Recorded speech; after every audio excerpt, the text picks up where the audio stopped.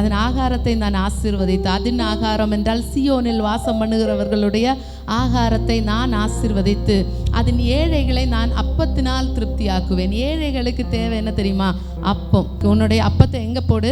தண்ணீரில் போடு. அநேக நாட்களுக்கு பின்பு அதன் பலனை காண்பாய். தண்ணீர் என்றால் வேதாகமத்தின் அதன் அர்த்தம், தண்ணீர் என்றால் பரிசுத்த ஆவியானவரை குறிக்கும். பரிசுத்த ஆவியானவர் உலாவுகிற ஸ்தலமாகிய சீயோனில் உன்னுடைய அப்பத்தை போடும் பொழுது அநேக நாட்களுக்கு பின்பு அதன் பலன் காணப்படும். எத்தனை பேர் உண்மைன்னு சொல்றீங்க? தேவனுடைய பிள்ளைகளை, ஒரு நாள் எலியா தீர்க்கதரிசி அப்படிதான் செஞ்சார். கேரி தாண்டண்டையில் தனிமையாக நின்னார். தனிமையாக நிற்கும் போது அவர்கிட்ட ஒன்றுமே இல்லை, தனித்து போய் ஒளித்து கொண்டிருந்தார்னு வசனம் சொல்லுகிறது. அவர் ஒளித்து கொண்டிருக்கிற நேரத்தில் கர்த்தர் காகத்தை கொண்டு அவருக்கு போஷித்தார். யாருக்குமே காகத்தை பிடிக்காது.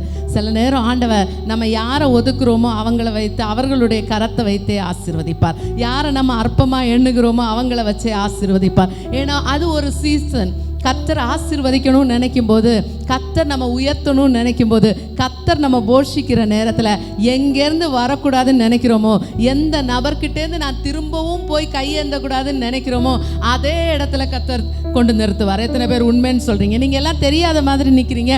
ஆனால் எத்தனை நாள் இங்கே நான் போகக்கூடாதுன்னு நினச்சிட்டு திரும்ப திரும்ப அதே நபர்கிட்ட அதே ஸ்தலத்தில் போய் கையேந்தி கொண்டு நிற்கிறோம். சில நேரம் கர்த்தர் ஆசீர்வதிக்கும் போது அப்படி தான் இருக்கும். அதெல்லாம் ஒரு டெஸ்ட். பக்கத்தில் இருக்கிறவங்கள பார்த்து சொல்லுங்களேன், அதெல்லாம் ஒரு டெஸ்ட். ஏன்னா ஃபர்ஸ்ட் டெஸ்ட்டில் அப்படி தான் செய்வார். எங்கே போகக்கூடாதுன்னு நினைக்கிறோமோ அதே இடத்துல போக வைப்பார். இரண்டாவதாக எலியாவை எப்படி தெரியுமா போஷித்தார்? அந்த சாரிபாத் என்னும் விதவையை கொண்டு போஷித்தார். ஒன்றுமே இல்லை தான், கர்த்தரே வழி நடத்தி ஒரு விதவையிடம் அனுப்புகிறார். அந்த இடத்துலேருந்து அவளுக்கு ஆகாரம் வருகிறது. தேவனுடைய பிள்ளையே, சில நேரம் காகத்தை எதிர்பார்த்த நாட்கள் உண்டு. இவங்க உதவி செய்வாங்க, அவங்க உதவி செய்வாங்க, இவங்க உதவி செய்தால் நல்லா இருக்கும், அவங்க உதவி செய்தால் நல்லா இருக்கும்னு கரங்களை எதிர்பார்த்து கொண்டிருந்த நாட்கள் உண்டு. இதெல்லாம் தாண்டி அடுத்த கட்டத்தில் கர்த்தர் அவனை எப்படி அப்பத்தினால் போஷிக்கிறா தெரியுமா? தெரியாத ஒரு ஜனம் மூலமாய், நினைச்சே பார்க்காத இடத்துலேருந்து வாசலை கர்த்தர் திறக்க பண்ணுவார். எத்தனை தேவனுடைய பிள்ளைகள் விசுவாசிக்கிறீங்க? முகமே தெரியாத நபரிடம் இருந்து, ஆளு யாருன்னே தெரியாது, ஆனால் கர்த்தர் எனக்கு அந்த இடத்துல தயவை பெருக பண்ணி வாசலை திறக்க செய்தார் என்று. தேவனுடைய பிள்ளையே, எத்தனை பேர் விசுவாசிக்கிறீங்க? தெரியாத இடத்துல இருந்து கர்த்தர் எனக்கான வாசலை திறப்பார் என்று. தேவனுடைய பிள்ளைகளே, அந்த வசனம் சொல்லுகிறது, அந்த சாரிபாத் விதவையின் இடத்திலிருந்து அப்பம் பெற்றுக்கொண்டு அந்த எலியா சர்வை பண்ணார் இல்லையா? அதுக்கப்புறம் தான் அந்த வசனம் சொல்லுகிறது, அவள் என்ன செய்தா தெரியுமா? அவர் உண்மையிலே தேவனுடைய மனுஷன் என்று விசுவாசித்தாளாம். மூணாவது கட்டமாகவும் எலியாவை போஷித்தார். எப்படி தெரியுமா? தூதனை கொண்டு போஷித்தார். எத்தனை பேர் விசுவாசிக்கிறீங்க? தூதனை கொண்டு போஷிக்க வேண்டிய நாட்களுக்குள்ள வந்துட்டோம். கர்த்தரே போஷித்து நடத்த வேண்டிய நாட்களுக்குள்ள வந்துட்டோம். கர்த்தர் ஆசீர்வாதத்தின் பலகணியை திறக்க வேண்டிய நாட்களுக்குள்ள வந்துட்டோம். எத்தனை தேவனுடைய பிள்ளைகள் விசுவாசிக்கிறீங்க? காகத்தை எதிர்பார்த்த நாட்கள் எல்லாம் முடிஞ்சிடுச்சு. சாரிபாத் விதவையினுடைய நாட்கள் எல்லாம் எதிர்பார்த்த நாட்கள் முடிஞ்சிடுச்சு. காகம் ஸ்டாப் ஆனதும் அவன் எவ்வளோ வேதனைப்பட்டிருப்பான். காகம் நின்று போனதும் எவ்வளோ நாள் காகத்தே எதிர்பார்த்தான். ஆனால் காகம் அதுக்கப்புறம் அப்பத்தை கொடுக்கல. கர்த்தர் தெரியாத நபர்களுடைய வாசல்களை திறந்தார். அநேக தயவுகளை கர்த்தர் பெருக பண்ணினார். நம்ம நினைக்கிறோம் நம்ம திறமையினால தயவு பெருகப்பட்டதுன்னு. திறமையினால் அல்ல, இது தகுதியினால கிடைச்சதல்ல.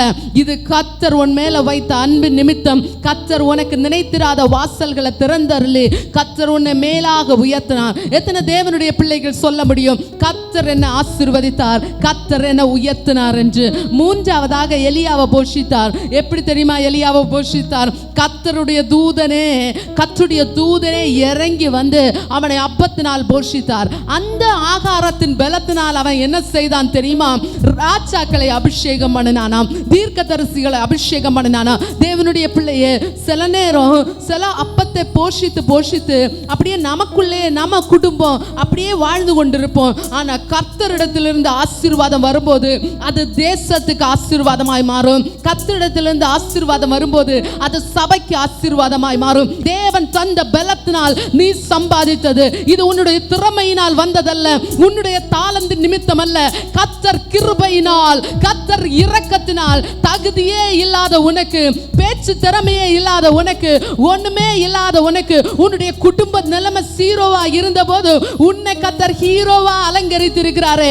என்னைக்கோ மறிக்க வேண்டிய நீ, எத்தனையோ நாள் மரண சூழ்நிலையை தழுவின நீ, இன்னைக்கு உயிர் உயிரோடு நின்று வேலை செய்கிறதற்கு கர்த்தர் பலனை தந்திருக்கிறார்.